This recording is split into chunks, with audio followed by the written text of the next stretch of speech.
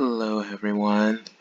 Um, so in this video, we're going to be talking about Psalm 15. Um, it's a very short psalm, but a very important one.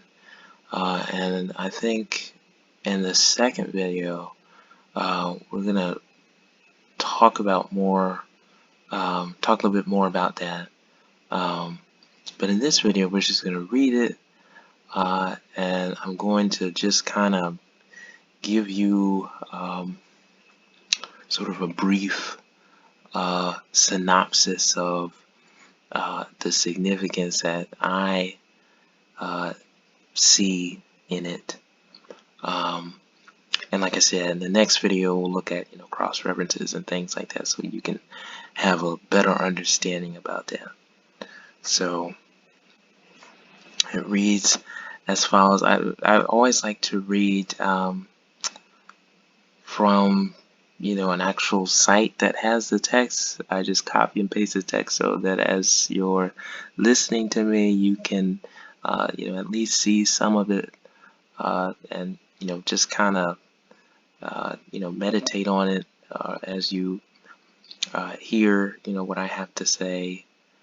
And I'll just say that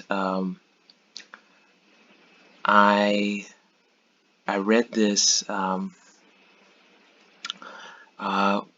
teaching Sunday school, and it was my first time really reading it.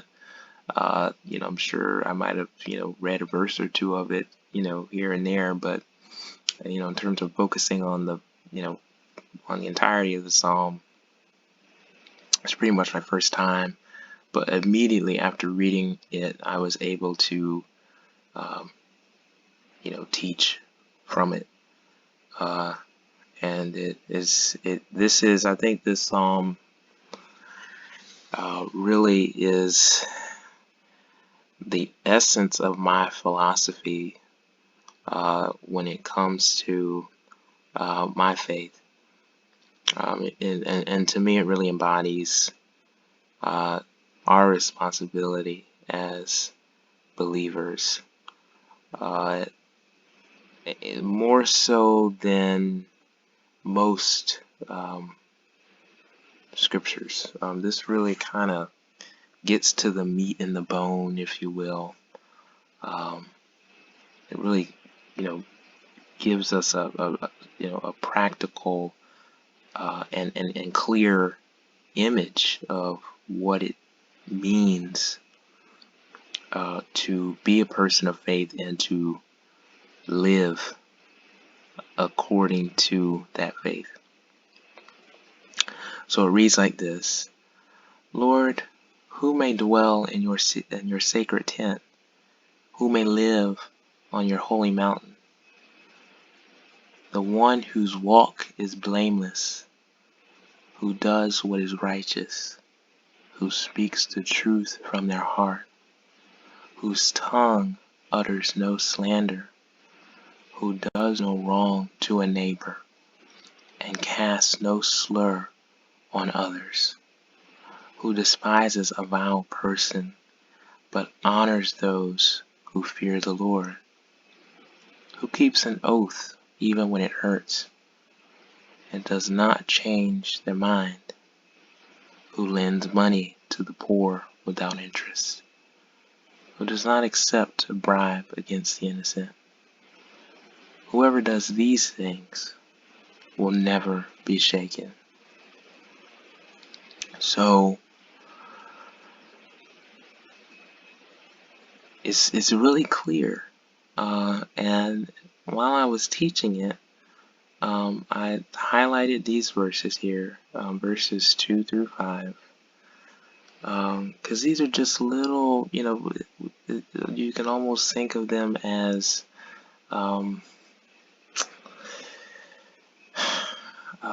sort of descriptors, are our guiding principles, if you will, right? it is these verses are describing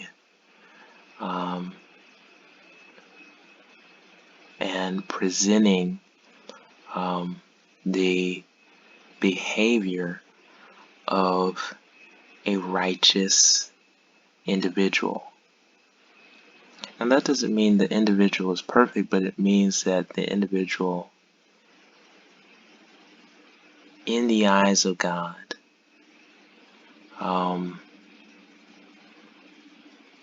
is righteous. And we have to keep in mind, and you go back in Genesis and you see where the principle of imputed righteousness is presented. Imputed righteousness is not really the same as this righteousness, but the two go hand in hand. And this is the righteousness that we have discretion over. The righteousness that we receive through faith in Christ is not based on our behavior. The righteousness that we display is directly the result of our behavior, right? We can only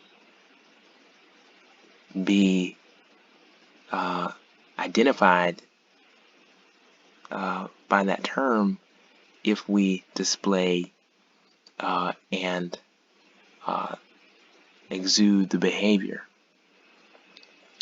And unfortunately, I think what has happened is, as we have progressed in time, we have seen that the focus has shifted away from a lot of the sort of core ideals of the faith, and they're right here. They're right here in the Old Testament. This is the Old Testament, and what you'll see in the next video is that this is the same.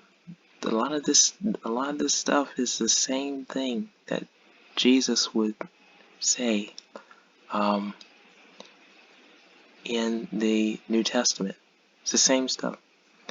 We think that there is some sort of discrepancy between the God of the Old Testament and the God of the New Testament, and they certainly in certain places seem different. But when you look at what the instructions were, what the standards were, you see a lot of parallels. So we're going to get into that in the next video.